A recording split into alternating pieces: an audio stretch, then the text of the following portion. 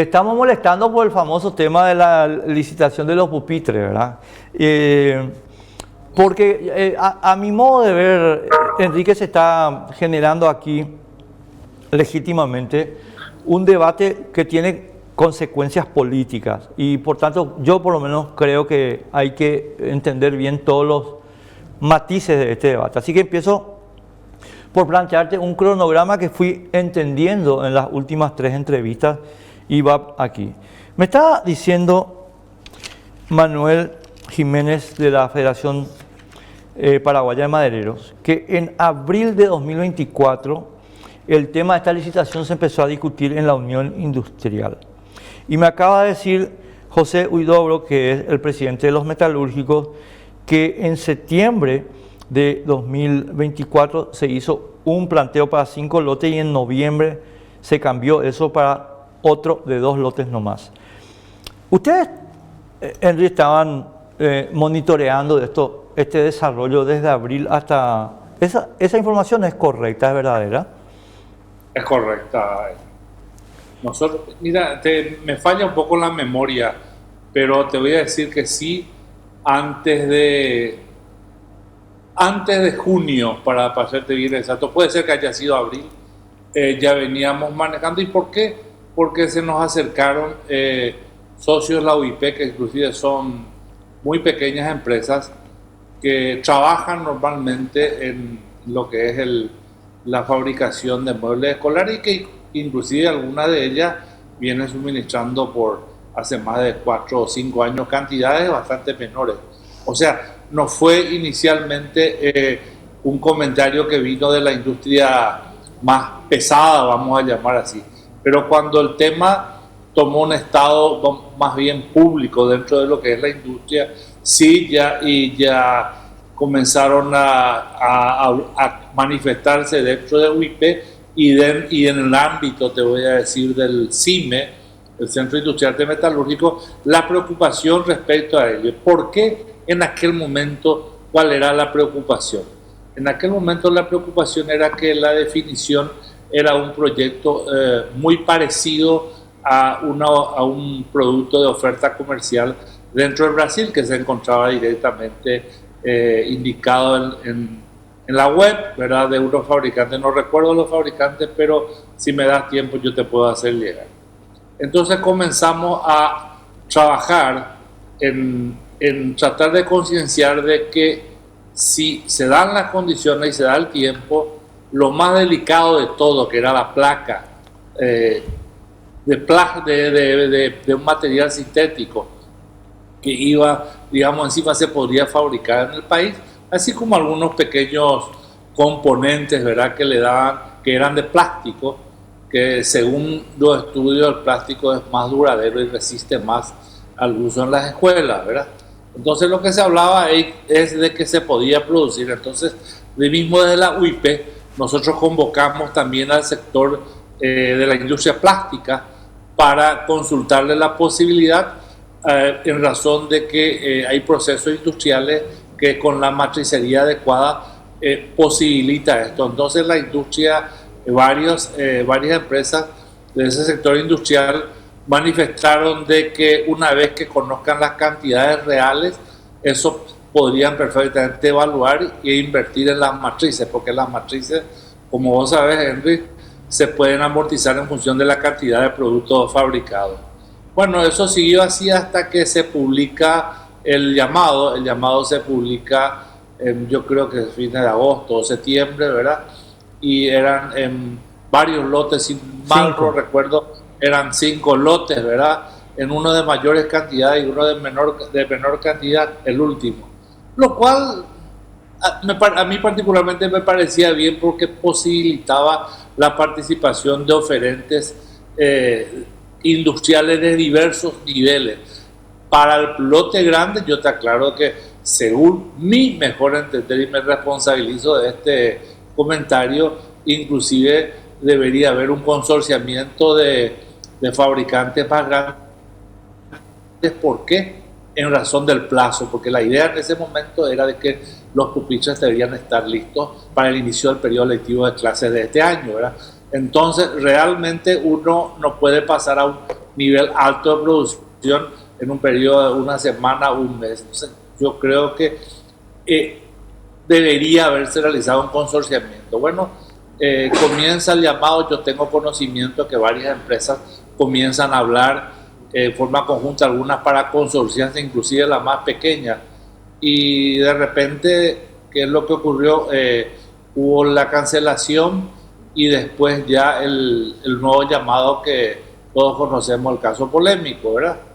Ahora, nosotros desde luego, Henry, por encima de todo, sostenemos de que es un buen tema para desarrollar la industria. Es cierto que probablemente sea una cosa ocasional, no va a ser de que 300.000 pupitres se fabriquen todos los años, ¿verdad? Pero el sector metalúrgico, a través de soldadores, a través de dobladores, tienen opciones de generar empleo durante ese momento, y como son compras que vienen del sector público, ya sea a través de binacionales o no, tienen exigencias, sobre todo exigencias concretas en cuanto a responsabilidades sociales, ¿verdad? Con lo cual, ¿verdad?, se cumple lo que nosotros predicamos, que es la generación de empleo formal.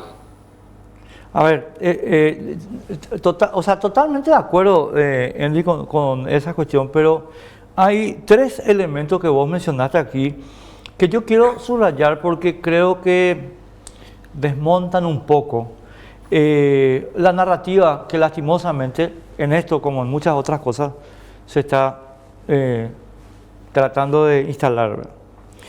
Primera cuestión, para satisfacer el lote grande había que hacer consorcio. ¿Es correcto lo que entendí o entendí mal?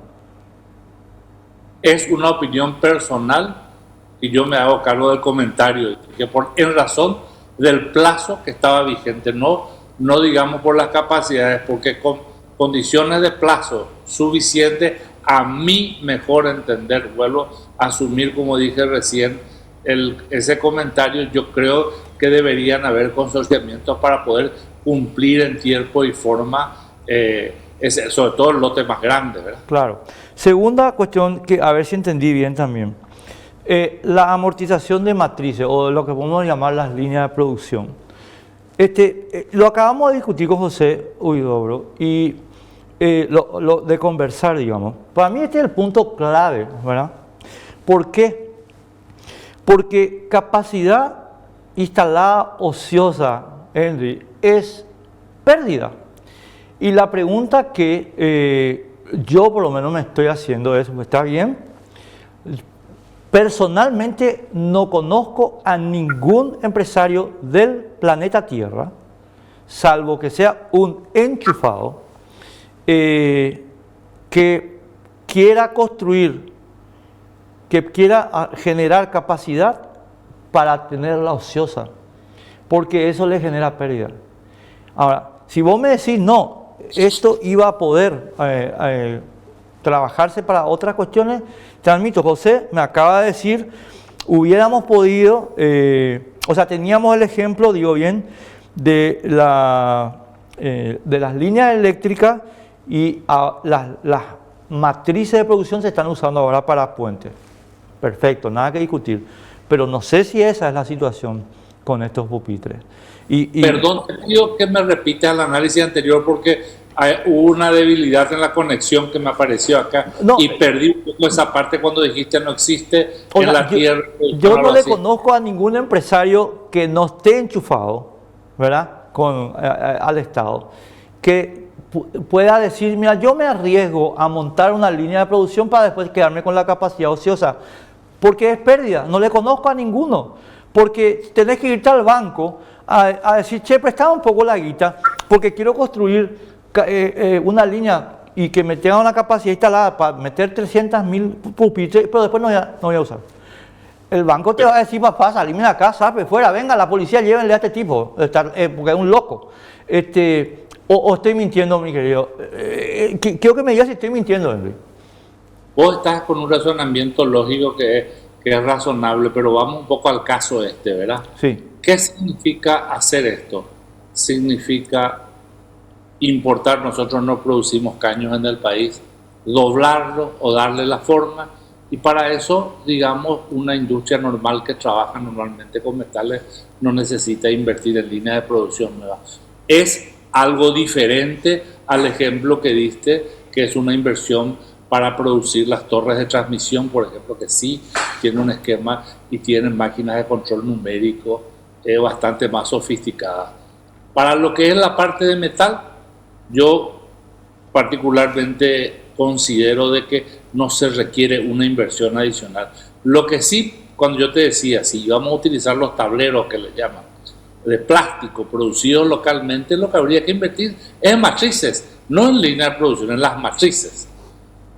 Sin ninguna duda, si los números no dan, bueno, como cualquier materia prima, quien sabe importar la que Brasil mismo ofrece, digamos, esos tableros.